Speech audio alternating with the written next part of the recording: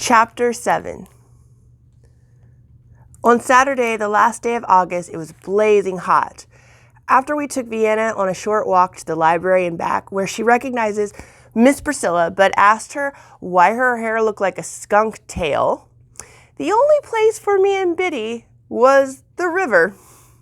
That morning, I introduced my comrades to the legend of King Arthur and his queen. Naturally, I was Queen Guinevere. Nana let us use some old sheets that didn't look at all old for capes. Jimmy came forward, shirtless from swimming in his wet jeans, carrying a sword he'd made out of a long stick and duct tape. He knelt before Micah, Biddy, and me. "Noble servant," I said, motioning for Biddy to come forward while I put a wreath of sticks on his head. "Ow!" Jimmy yelled, twisting away. "Quiet, fool," I commanded. "For your faithful and honorable service, you shall be knighted Sir Lancelot. May you be ever valiant in your quest." I held out my hands and he gave me his homemade wooden sword. I brought it down on his left shoulder and then his right. "You are hereby knighted Sir Lancelot, Knight of the Round Table. You shall serve me, Queen Guinevere, and King Arthur, and my maid Elizabeth, all the days of your life." Micah stepped forward. "I am Arthur Pendragon. It is better to die with honor than to live as a coward." He bowed toward Lancelot. "You may arise," I said, holding my hand out. Jimmy stood and bowed. "Death before dishonor," I said. "Death before dishonor," the court repeated. Jimmy nodded, tore off his cape, dropped his weapon, and yelled, "Cowabunga!" before bombing into the river. "That kind of ruins the moment," I yelled, wiping my forehead. But it was so hot, Biddy and I plunged right in after him. Micah still didn't swim. He sat on the rocks watching us splash, laugh, and float on the water. We took turns having sovereign power until we got tired. "How is Gacy?" I asked. "Is her finger back on?" Micah shook his head and shuddered. "They couldn't attach it. She's been in a real bad mood." "How'd it happen exactly?" "Working," Micah answered, "and she's always telling me to keep my hands off the mistress." "I need a popsicle," Jimmy stated.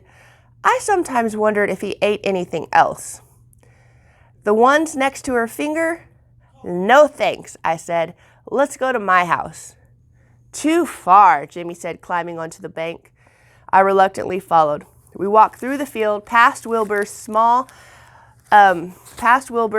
cottage. "Where's Wilbur been?" I asked. "Don't ask us," Jimmy said. We walked back to the cottage door. Micah knocked 3 times. No answer. The 4 of us peeked in the window. It was tiny, with 1 room and a small bathroom with the door open wide. But no Wilbur. "Come on," Micah said hopefully. "Maybe he's at the house." My heart thudded as usual when I walked into Gacy Cutter's kitchen. Jimmy quickly looked around. Not here. Micah opened the freezer and pulled out the popsicle box. It was upside down. Empty. We heard footsteps across the ceiling, then a slow lumber down the stairs. My heart went from thud to pound. I backed up closer to the door. Biddy tucked behind me. Gacy entered the kitchen with a large load of laundry in her arms, not acknowledging us. Her face was red, sweaty from the heat, but flat and expressionless. She walked into the small laundry room adjacent to the kitchen. Her right arm was raised slightly, still wrapped in gauze, the edges tinged in dark, dried blood. "It's too hot for you to be taking up space in my kitchen. Go swim," Jake Gacy yelled. Micah looked at Jimmy. They exchanged unspoken words. Jimmy raised his eyebrows. Micah gulped and stood still. "Any more popsicles?" "Look with your eyes, not your mouth, boy." Her rage reminded me of what Wilbur had said. When Gacy was mad, she was a tornado meeting a hurricane. Jimmy narrowed his eyes and folded his arms like a sheriff overseeing a duel. Biddy and I inched even closer to the back door. Micah stood still and small in the kitchen. Gacy kicked the dryer and walked out, heaping a wet load of bedding into Micah's arms before stopping back to the laundry room. If you're not going to swim, go hang out with the laundry and stay outside. You could ask Wilbur to fix the dryer, Micah squeaked. No, I cannot ask Wilbur. Micah stood in the kitchen holding the wet laundry drooping under its weight. Where's he been, Ma? The question triggered a load of other ones. Why had Gacy been lifting the tractor without him in the first place? Why hadn't Micah and Jimmy seen him? Where was Wilbur? Gacy ignored Micah's question but came out of the laundry room and slammed the inner tube onto the counter. It was the shape of a clown with its head bobbed maniacally back and forth. Hang the laundry. Go float, she snapped. I'm too tired and upset for you to be here. My hand is aching something fierce. Despite all my questions, I silently begged Micah not to say another word. As anyone with half a brain could see, this volcano was about to explode. Micah stood still, his arms full of wet clothes. Micah, I whispered. Hush up, Jimmy hissed at me. Micah glanced at Jimmy, who stood with his chin raised proudly. Gacy turned slowly to face Micah. Go. Time stopped. We stared at Micah. He gulped, raised the load of lawn leaves slightly higher to cover his face.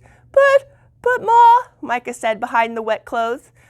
It's a baby floaty. I'd sink.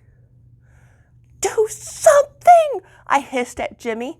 Jimmy focused his eyes on Micah but stayed silent. Jimmy, I said, what kind of friend are you? Keeping his black, intense eyes focused on Micah, Jimmy's voice was low and dangerous.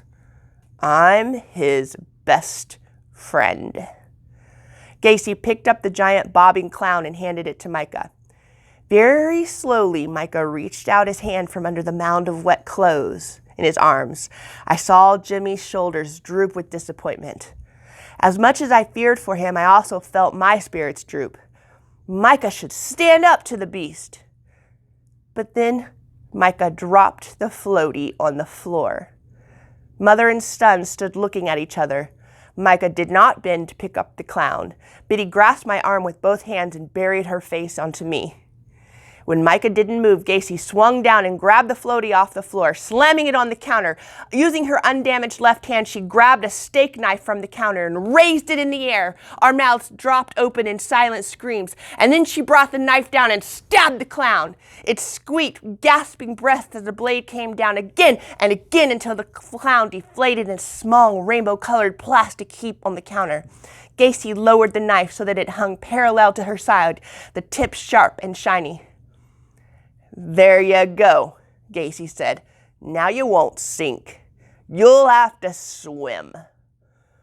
I grabbed Biddy and pushed her back out the door. Seconds later, Micah followed, dropping the load of laundry in front of the clothesline without a word. Jimmy came out at last, his face drawn. Micah shook out a wet, pale blue pillowcase and reached up with his tiptoes to hang it awkwardly on the clothesline with the clothespin. I grabbed some laundry, stealing glances at Micah as I tried to hang pants to dry, a chore I'd never done before. Jimmy grabbed a wet shirt that looked like Wilbur's and slung it sloppily over the line. We finished hanging clothes as Micah silently cried the entire time, his tears hitting his glasses, then diverting like slow and a silent river down his face. Brother, Jimmy began, you did good. Micah blinked slowly and shook his head. My fist curled into tight balls as I glared at the Clementine house. Did it make her feel good, like to make a sweet boy feel so bad? It wasn't any wonder Wilbur was staying away. Who would be friends with a wretched woman like Gacy Cutter? I picked up a rock, wanting to throw it at her window and watch it smash into a million smithereens. Instead, I spit on her hanging pants. I didn't care what Nana said about the word. I hated her so much.